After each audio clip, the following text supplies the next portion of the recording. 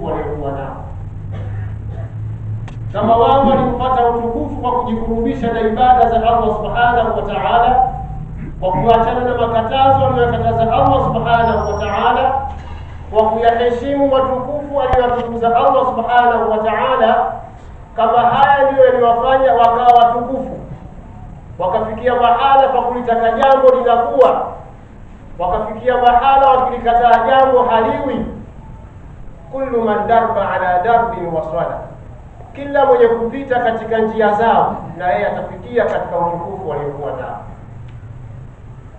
Mashehe hawa waliopita ilikuwa ikiingia Rajab kama hivi, basi utakuta mwezi mzima mtu kafunga Rajab, kafunga Shaabani yote, na anaunganisha na Ramadhani, na anamalizia na 6.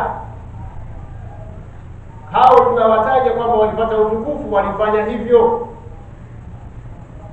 Ukitaka kufikia walipofika wao, pita katika njia zao. Ukitaka kuwa bora kama wao, fanya kama walipofanya wao. La taqulanna qad dhahabat arbabuha, kullu man darba ala darbin wasala.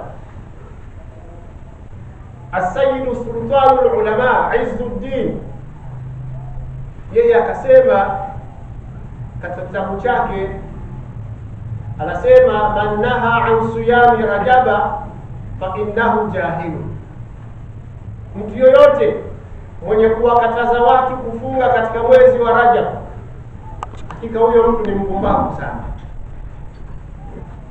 Yeyote mwenye kuwakataza watu kufunga katika mwezi wa Rajab eti kwa sababu mtume hakufunga mwezi wa Rajab, maswahaba hawakufunga mwezi wa Rajab, akawakataza watu kufunga mwezi wa Rajab kwa vigezo hivyo, As-Sultanul Ulama anasema huyo ni mpumbavu.